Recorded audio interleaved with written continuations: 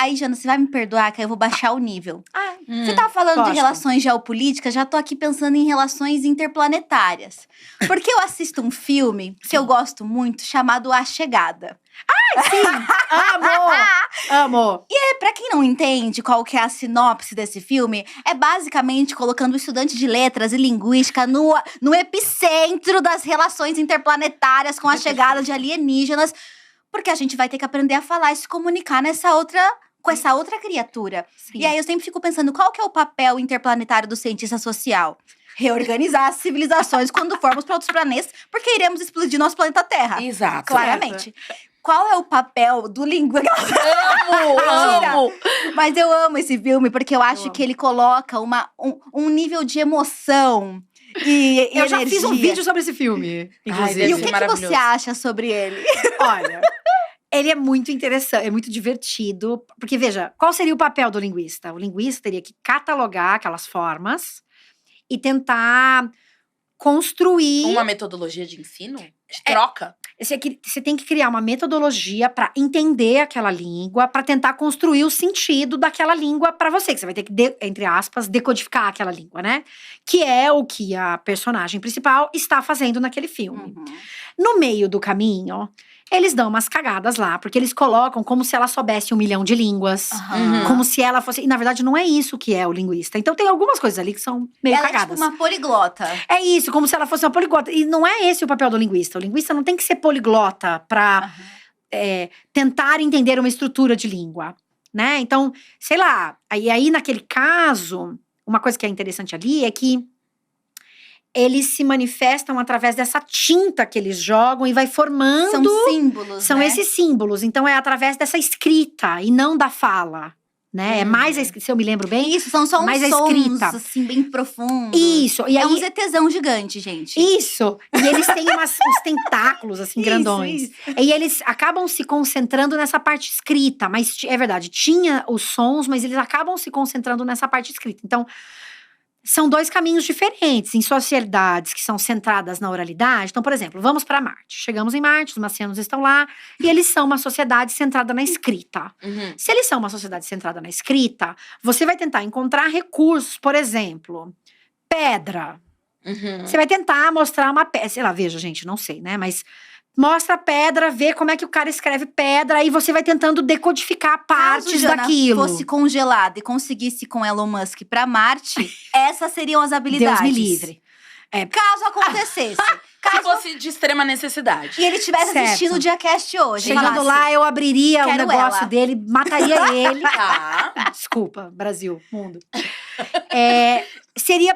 Poderia ser isso. Mas se é uma sociedade centrada na oralidade, os caminhos que você vai percorrer são outros. A gente tem uma coisa que chama alfabeto fonético internacional, que é um alfabeto que a gente usa para catalogar formas faladas Nossa, calma. de línguas diferentes. É um alfabeto que a gente usa, chama IPA. É mundial. Mundial. Tá. Então, por exemplo, quando a gente vai descrever as variedades linguísticas do português, a gente, concentrado na fonética, a gente usa esse alfabeto para identificar, por exemplo, a diferença entre ti e ti.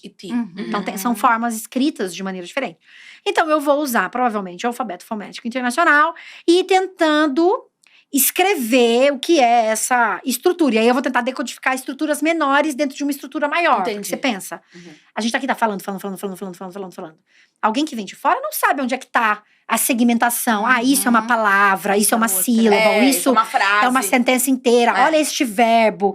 Então você vai tentar fazer um pouco isso. Será que eles têm essa estrutura? Primeiro começa por aí. Numa língua alienígena, vai ter essa estrutura ou não vai? Então você vai tentar encontrar regularidades, tanto na fala quanto na escrita, a depender se a sociedade é centrada na oralidade ou na escrita. Sabe uma curiosidade de Moçambique? Você vê se tá conectado com esse assunto aí.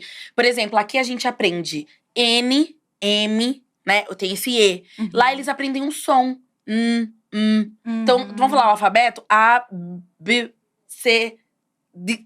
Sabe? Não aprende exatamente com… Por isso que tem nomes que começam com N e não tem a vogal depois. E para tudo. Porque, veja bem… eu morei vários anos em Salvador. E quando você é alfabetizado em Salvador, não é o meu caso. Também? Você faz A, B, C, D, F, G. Você percebe A o Brasil? raiz. O Brasil não é para amadores. Meu amor, raiz. perfeito. Muito bom, é muito legal, bom. né? E aí o português de Portugal vira e fala que o nosso português brasileiro é feio. Ai, Eles gente, falam sempre isso? falam. Caguei. Nossa, caguei. E olha a riqueza. Não, caguei. Veja, rico lá, rico cá, não precisa brigar, gente. Vocês já colonizaram, já violentaram, já cagaram. Deixa a gente falar a nossa Agora língua. deixa a gente na paz, meu Sabe o que eu amigo. queria falar com você, já que a gente tá falando de Portugal? Palavrão. O que você acha do palavrão? Você gosta muito de palavrão. Amo. Boa Minha pergunta. mãe ama palavrão. E aí, na minha casa, tinha essa coisa de não pode falar palavrão. E minha mãe Ah, falava… na minha também. minha mãe falava escondido para os filhos. Era maravilhoso, porque ela virava e falava assim… Vai tomar no cu. Sabe? Eu ficava, mas você tá escondendo de quem?